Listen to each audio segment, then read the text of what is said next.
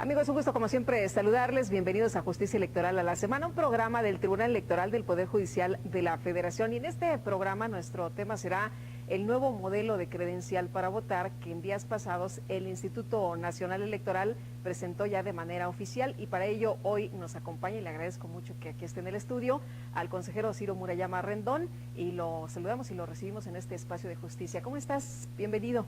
Muchas gracias por la invitación, encantado de estar en este espacio del Tribunal Electoral y además en el canal del Poder Judicial.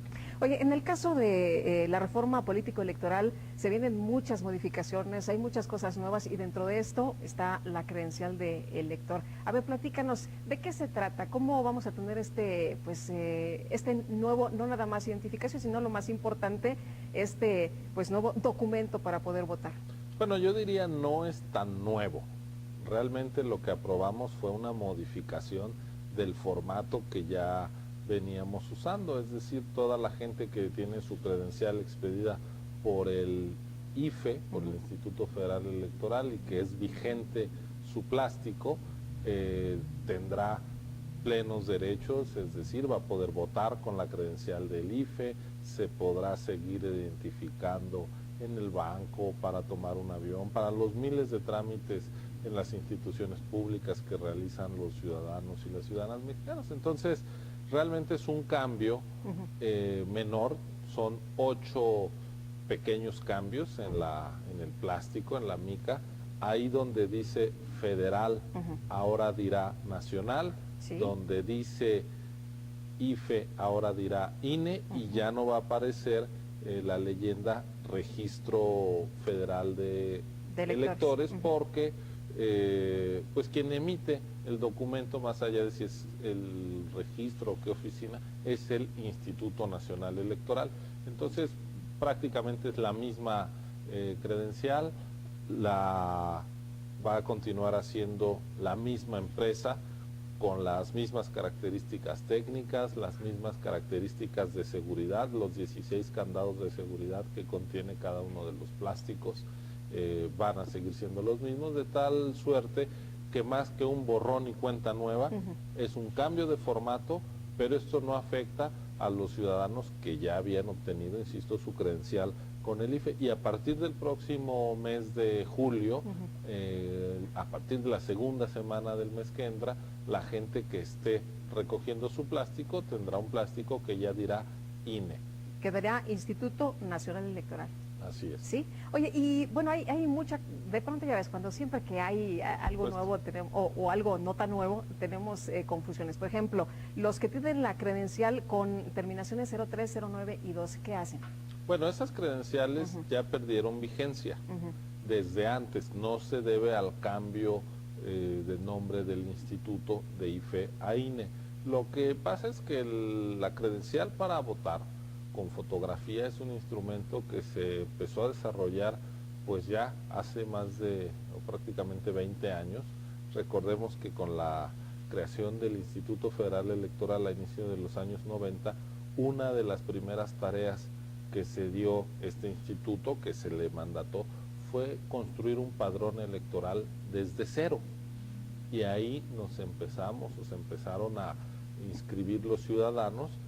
Con ese padrón se votó en 1991 por primera vez, después en las elecciones presidenciales de 1994 ya se empezó a usar la credencial para votar con fotografía, y en un primer momento pues las credenciales eran eternas, no tenían un plazo de caducidad, y eso lo que implicó es que se fuera, digamos, desactualizando el padrón, que hubiera ciudadanos que si se cambiaban de domicilio, si perdían su plástico, no lo fueran necesariamente renovando, incluso ciudadanos que fallecían y los registros civiles del municipio donde la persona falleció no se lo notificaba a la autoridad electoral, pues esa persona seguía en el padrón pues sin seguir sobre este mundo, digámoslo así, de tal manera que fue necesario más adelante establecer una vigencia de 10 años para la credencial para votar. Qué bueno, porque luego resultaba que venían a votar desde el más allá, ¿no? Entonces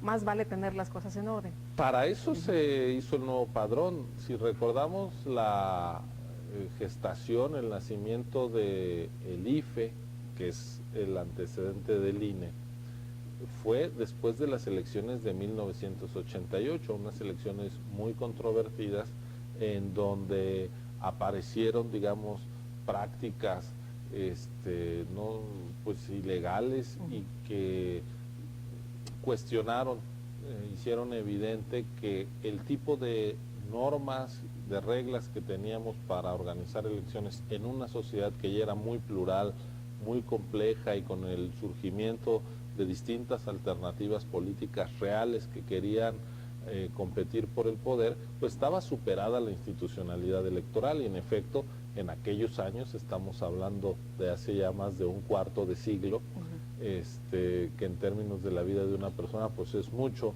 25, 26 años, pero en términos de la vida de un país es un suspiro, es decir, en términos de la historia nacional apenas ayer, ocurrían este tipo de prácticas como que se rasuraba, así se llamaba, se rasuraba del padrón a ciudadanos en plenos derechos, se les quitaba arbitrariamente y luego aparecía que habían votado gente pues que ya había fallecido, los famosos muertos votantes.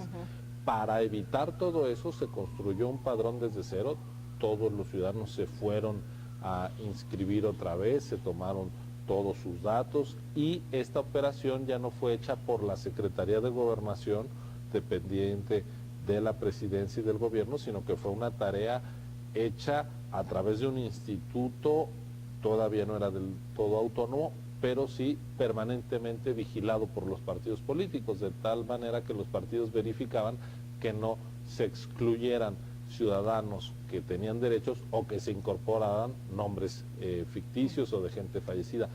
Tener un buen padrón, Lupita, es condición de tener una buena elección. Si tú no tienes definido quiénes son los ciudadanos que podrán hacer uso de sus derechos políticos, el día de la jornada electoral, pues se te va a presentar gente que te puede romper la credibilidad. Entonces, el padrón es la base de la confianza y junto con el padrón, la credencial para votar con fotografía, que hoy evoluciona. Para que no te metan gol, ¿no? A ti que te gusta tanto el fut, ¿no? Pues sí, para que no haya goles en fuera de lugar, ¿no? Así es. Oye, en el caso de, estás recordando todos estos eventos tan importantes y bueno, muchos en el 88 nos enteramos porque por primera vez estábamos pendientes de una elección tan importante porque pues por primera vez ibas a votar, ¿no? En el caso ahora, ¿cuántos estamos en el padrón? ¿Cuántos votamos? ¿Cuántos tenemos credencial? Bueno, en el padrón hay más de 80 millones de personas. Y en la lista nominal, que es lo que se usa para votar, a alrededor de 78 millones de personas, y habrá que concluirla seguramente para la próxima elección, habrá más de 80 millones. ¿Cuál es la diferencia? Tú vas a un módulo del INE ahora, pides tu credencial para votar, te identificas con tus documentos, tu acta de nacimiento, tu comprobante de domicilio y en ese momento se te incorpora al padrón. Luego tú vas por tu credencial, que es el instrumento con el cual vas a votar, y ya estás en la lista de los potenciales electores. Si no recogiste tu credencial, pues estás anotada en el padrón, pero no vas a poder votar porque te falta este instrumento. Esa es la diferencia. Entonces estamos hablando al día de hoy de más de 78 millones de personas y como hay un proceso ahorita de actualización de las credenciales que tú mencionabas, la 03 que ya no está vigente, 09 y 012, pues la idea, como la gente está yendo a los módulos a renovar su credencial, a decir la mía ya se me venció y la está recogiendo, pues de aquí a la próxima elección, que es el domingo 7 de junio, seguramente llegaremos con una lista nominal de electores de arriba de 80 millones de mexicanos y de mexicanas en pleno goce de sus derechos político-electorales, que se han identificado, que han hecho el trámite, pues para decidir quién los representará y los gobernará, tanto en las elecciones federales, que en este caso solo van a ser para renovar la Cámara de Diputados, como en las 17 entidades federativas, donde también va a haber elecciones locales, en 9 de ellas incluso se va a elegir al respectivo gobernador. Oye, por ejemplo, yo tengo mi credencial, pero quiero hacer un cambio de domicilio. Voy, hago mi cita, como cualquiera, si me la dan pasado mañana, significa que voy a tener mi credencial, pero del Instituto Federal Electoral, Así es. todavía. Así es. Ujú. Sobre el domicilio hay un asunto que vale la pena comentar con quien nos vea.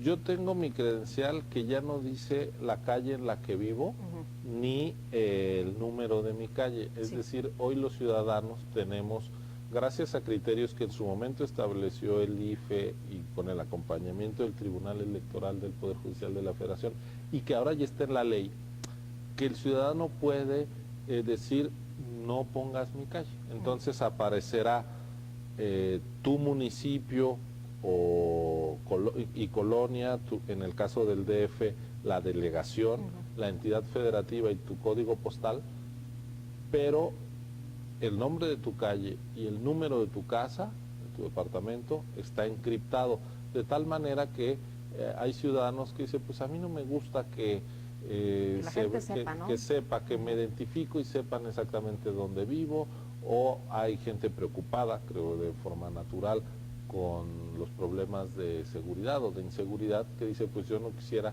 que quien vea mi credencial sepa cómo llegar a mi casa, a dónde vivo. Claro. Entonces, hoy es potestad del ciudadano decir va o no va mi domicilio. Oye, pero nos preguntan en el módulo, ¿cómo lo quiere? ¿Encriptado o visible? Así Ahí es, nos preguntan. en el módulo, y uno firma, es decir, no De es que conformidad. lo llenen por nosotros, uno es el que decide si lo quiere el domicilio completo o no en la credencial que le darán.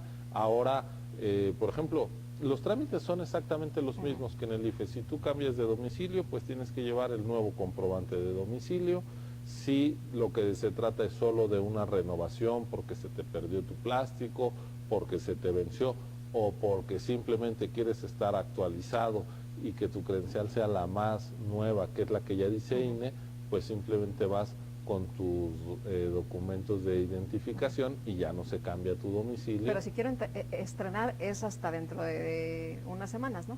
Pues ya lo puedes empezar a hacer estos días y recogerás tu plástico que dice INE, así es. Entonces es tan sencillo como hacer lo mismo de siempre, ir al módulo y llevar todos los papeles. Así es, yo te digo, no se trata de una nueva credencial, no es borrón y cuenta nueva, es todo lo que tú hacías antes para obtener tu credencial, lo seguirás haciendo, no hay ninguna complicación adicional, tampoco pierde vigencia la credencial que dice IFE, cada plástico tiene una vigencia de 10 años, entonces si hay algún ciudadano que dice, hijo, apenas la semana pasada saqué mi credencial del IFE y ya me la van a cambiar, ¿tengo que ir otra vez? No, no tiene que ir otra vez, tiene una vigencia de 10 años, en la parte de abajo las credenciales ponen el año de emisión y también el año de vigencia, que son 10 años después. Por ejemplo, yo que saqué esta credencial estos días, en 2014, la emisión es 2014, la vigencia es 2014.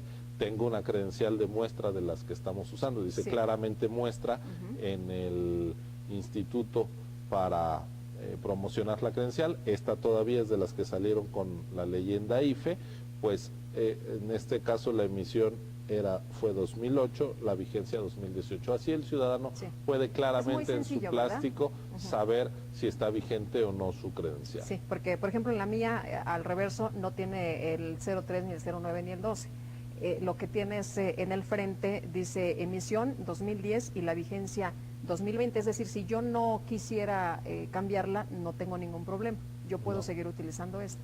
Vas a poder votar en las elecciones de 2015, de 2018 y, por ejemplo, habría elecciones en 2021, ya no te daría para las de 2021. Las intermedias del 21 ya no me dan. Así es, pero pues de aquí entonces estarás tomando aviones, yendo a cambiar cheques al banco y te servirá para documento de identificación. Hay que decir que realmente le llamamos credencial para votar con fotografía, pero en los hechos es una cédula de identidad ciudadana. Esta es la herramienta que usamos todos los días y es utilizada en miles de millones de trámites al año en nuestro país por los ciudadanos mexicanos. Es decir, es un documento expedido desde la autoridad electoral, pero que usamos para muchísimas cosas, del que se benefician los ciudadanos no solo como electores, sino como ciudadanos todos los días,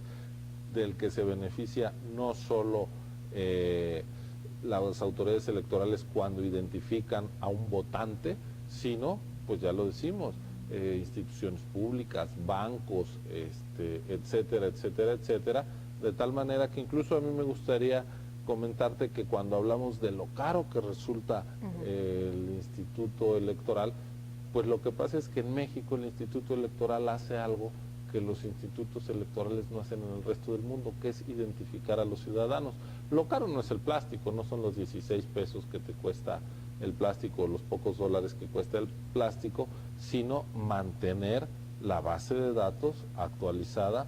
Ahorita ya pues estamos hablando de cerca de 80 millones de personas, ¿no?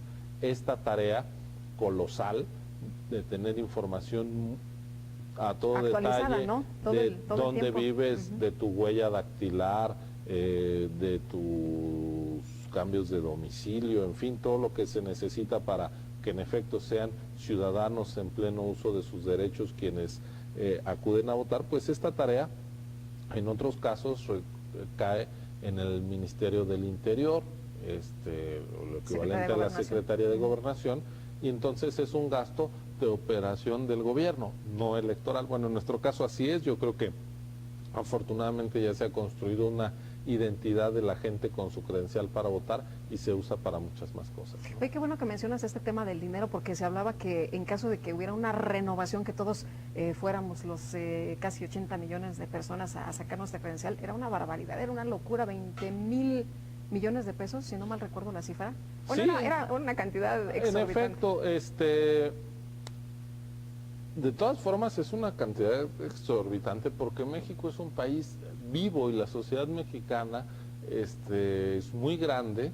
Somos un país que ya tiene más de 115 millones de habitantes. La cobertura es de más del 90%, la cobertura de la lista de electores es del 93%, para quienes tienen más de 18 años. Entonces, pues sabemos que hay miles de jóvenes que cada año cumplen 18 años, la gente se cambia de casa, algunos que somos distraídos perdemos la credencial y entonces la tenemos que reponer, pues la gente fallece y todos esos movimientos, que son millones y millones, tienen que estar siendo actualizados permanentemente. Incluso sin el cambio del nombre del IFE al INE, cada año se entregan 16 millones de credenciales. Es más que toda la población de Centroamérica, por ejemplo, sí, ¿no? Sí es una tarea titánica y al mismo tiempo muy detallista. Y eso es lo que ocurre todos los días, es el servicio que los 900 módulos de atención a los ciudadanos tiene el Registro Federal de Electores en todo el país, y esa información viaja a nuestra base de datos y está permanentemente actualizada y además resguardada. Oye, 16 millones también en este año, 2014. La idea es que sea ese número, puede subir un poco por precisamente las campañas que estamos impulsando de renovación de las credenciales viejas, no de todas las del IFE, sino las que se vencieron, las que ya mencionaba, 03, 09 y 012, más la gente que se esté incorporando nuevamente, que por primera vez, perdón, al listado porque cumplen 18 años. Bueno, y los que quieran también, ¿verdad? No hay ningún, o sea, si yo no se me vence ni nada, pero yo quiero tener la nueva credencial, si estoy quieres en mi derecho, estar ¿verdad? al último grito de la moda en términos del diseño de credencial, lo puedes hacer sin ninguna restricción. ¿Qué pasa con el tema de la confianza ciudadana? Se habla de que nos sale muy caro la democracia en México, que todo nos sale muy claro, como nos explicabas, precisamente porque tiene que estar todo muy bien cuidado. Somos muy desconfiados, pensamos que si no tenemos la credencial, algo puede ocurrir, por ahí se puede meter alguna mano, y por eso tenemos este instrumento, y este instrumento con muchísimos candados. Así es. México, pues nuestro sistema electoral es un sistema un cuanto barroco, precisamente para ponerle candados redundantes al tema de la desconfianza. No solo es la credencial para votar, tenemos unas boletas electorales que tienen sellos de agua, que tienen unas medidas de seguridad pues parecidas a los de un billete, lo cual hace muy cara la impresión, la producción de boletas. Hemos dispuesto que no sean funcionarios de gobierno los que reciban los votos y los cuenten, sino nuestros vecinos, y entonces hay que sortear a millones de mexicanos cada elección, capacitarlos para que sean ellos los que estén ahí a la vuelta de la esquina con la casilla, recibiendo nuestra credencial, dándonos las boletas, luego haciendo las actas del cierre de la casilla, contando nuestros sufragios. Estos procedimientos son caros, pero yo al final te diría que más que un gasto, es una inversión. A ver, si no tuviéramos la certeza de que los representantes que tenemos en los parlamentos, en la Cámara de Diputados, en el Senado o en los congresos locales, en los ayuntamientos a través de los regidores, que nuestros presidentes municipales, que nuestros gobernadores, si no los eligiéramos nosotros, si prescindiéramos del expediente electoral, la vida política sería un caldero de violencia en este país.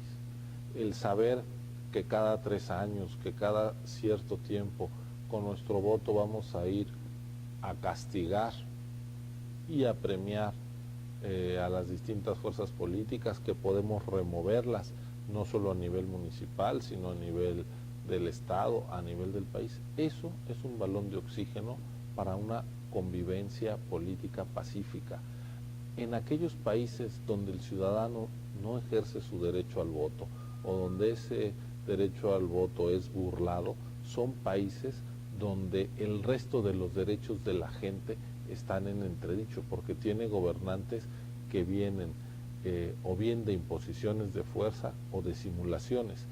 La construcción del Estado de Derecho pasa porque, en primerísimo lugar, se respete tu voto. Si no se respeta tu voto, luego no se va a respetar nada más. A nosotros, como democracia relativamente joven, nos falta una expansión real de derechos, que seamos iguales no solo ante el funcionario de casilla que nos da una boleta idéntica a la de todos los demás. Necesitamos ser iguales ante la justicia, ante el sistema de salud, ante el sistema educativo. Necesitamos extender nuestros derechos. Pero eso no lo vamos a conseguir si prescindimos del expediente electoral.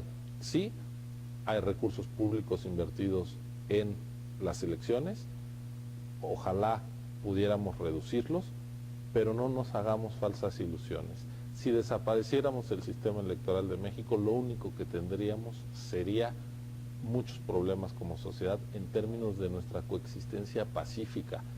El tener elecciones recurrentes que se vuelven parte de la normalidad de la vida de las sociedades es una condición de sociedades que viven en paz, y no hay sociedades que puedan vivir en paz y combinar libertad y progreso si no tienen gobernantes y representantes electos. Nosotros tenemos el primer ladrillo, nos falta todo lo demás, pero no quitemos esa piedra base que ya construimos. Muy bien. Oye, y bueno, ya prácticamente todo listo en el Instituto Nacional Electoral para lo que se viene para las próximas elecciones 2015. Lo de la credencial de elector sería de lo menos difícil que se le va a presentar al instituto, o de lo menos arduo que se le va a presentar al instituto. Es muy ardua la tarea, son miles de compañeros trabajando en los módulos, pero te diría que políticamente no es delicado, porque pues es un trámite con el que la gente está familiarizada. Sí. Si hay algunas novedades en nuestra tarea que van a tener otro tipo de complejidad. Por ejemplo, ahora la Constitución le quitó a los congresos locales la designación de las autoridades electorales locales. Ahora los árbitros locales son nombrados desde el Consejo General del Instituto Nacional Electoral. Entonces tenemos hasta el 30 de septiembre, Lupita, para designar a 6 consejeros electorales y un consejero presidente en cada una de las 17 entidades en donde va a haber elecciones locales el año que entra. Son 16 estados y el Distrito Federal. En total estamos hablando de 119 nombramientos que tenemos que hacer de una manera muy pulcra, transparente. Ya el constituyente decidió que se salían los grupos parlamentarios, que se salían los partidos de este nombramiento de los árbitros electorales, y entonces estamos en una operación donde somos árbitros nombrando árbitros, digamos una especie de comisión de arbitraje para estar con los símiles actuales de estos días de mundial y de fútbol, y lo tenemos que hacer con mucha pedagogía, explicando cada una de nuestras decisiones, de las etapas del proceso de selección. Para que no se pueda cuestionar, ¿no? Así es.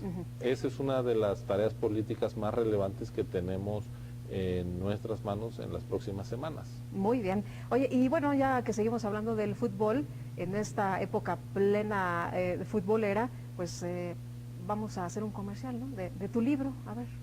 Ah, pues te lo agradezco mucho. En efecto, yo acabo de publicar un libro que escribí antes de ser nombrado consejero electoral. No hubiera tenido tiempo de escribirlo. En estos meses lo escribí siendo profesor de la universidad. Yo soy economista de formación, doy clases en la Facultad de Economía de la UNAM y escribí un libro que se llama La economía del fútbol, que publicó Cal y Arena, la editorial Cal y Arena, y que está pues ya circulando en librerías, y que lo que trata es de acercarse al fútbol con una explicación de su estructura económica, porque es lo que estamos viendo estos días, es un gran negocio, es decir, es una industria del entretenimiento tan importante como en su momento puede ser el cine, en fin, y lo que ocurre en los negocios alrededor del fútbol es lo que ocurre con cualquier otra rama de la actividad económica. Entonces, digamos que con los lentes del economista y con la emoción del aficionado al fútbol, pues acabé escribiendo este libro, La economía del fútbol. Pues vamos a leerlo entonces. Muchas gracias, Ciro. Muy amable por haber estado con nosotros. No, el agradecido soy yo contigo, Lupita. Pues como siempre, bienvenido, y espero que no sea la primera ni la última que estés aquí con nosotros acompañándonos. Muchísimas gracias. Ciro Murayama Rendón, consejero del Instituto Nacional Electoral. Y es así como hemos llegado al final de Justicia Electoral a la semana. Lo espero en la siguiente emisión en nombre de todo este equipo de producción del Tribunal Electoral del Poder Judicial de la Federación. Le doy las gracias, le deseo que tenga muy buena semana, muy buen lunes, que la pase usted muy bien.